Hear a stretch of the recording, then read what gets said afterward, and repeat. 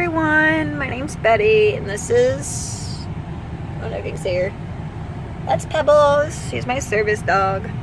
The reason I'm kind of doing this video is because I have a lot of people asking, well, what does she do, or what is a service dog? A service dog is a trained dog to alert for seizures, a PTSD, mobility, a whole bunch of different things that they can do.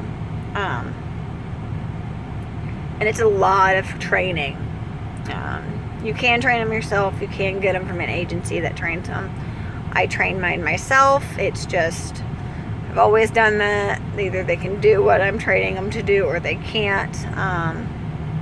So Pebbles is a seizure alert. So if I have a seizure, she goes around in circles, and the only time she barks is if I go unconscious in my seizures. So I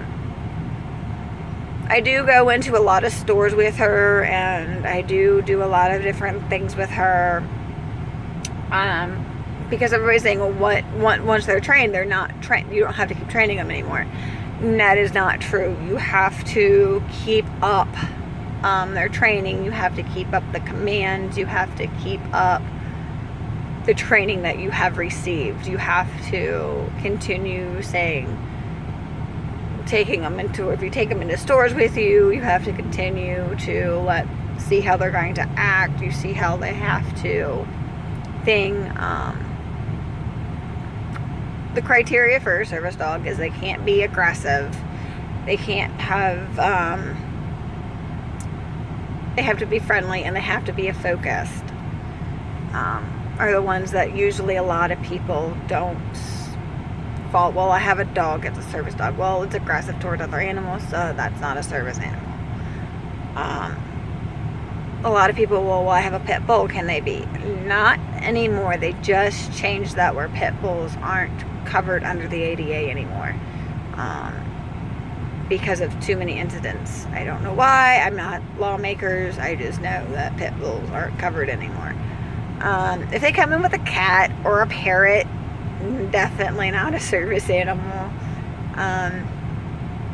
Dogs and horses, or miniature horses, are the only thing covered under the ADA law of service animals.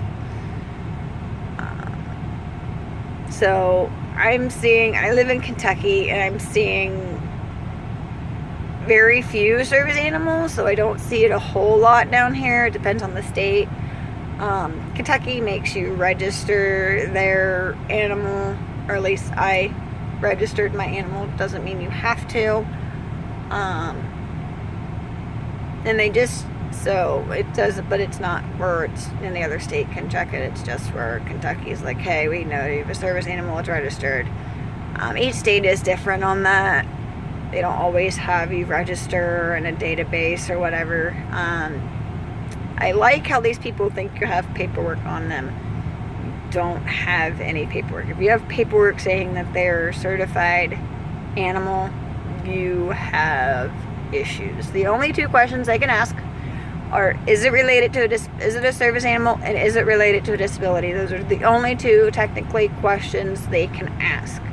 And I have a card that says in the ADA law what they're allowed to ask, so I will put that under my video. But yeah, they can only ask if it's a service animal is related to a disability. These people that have paperwork is just entirely, I don't even know how they get that concept. I have a lot of these places are like, do you have paperwork? Do you have paperwork? If you're asking me for paperwork, you obviously have never met a service animal. I've never been asked. I've been asked for paperwork, but again, by law, there are only two questions. Is a service animal is related to a disability? Because I have several disabilities that you can't see.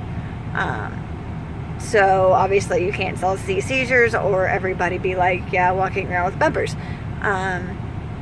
But it's just like asking a wounded soldier why you have a service animal, and it's probably because he has PTSD. So I can't understand why these people ask. So if you have paperwork, you're probably not legit. And two, if they're asking you more than that, they're not worried about it. it. So Freaking hot. have a great day, y'all.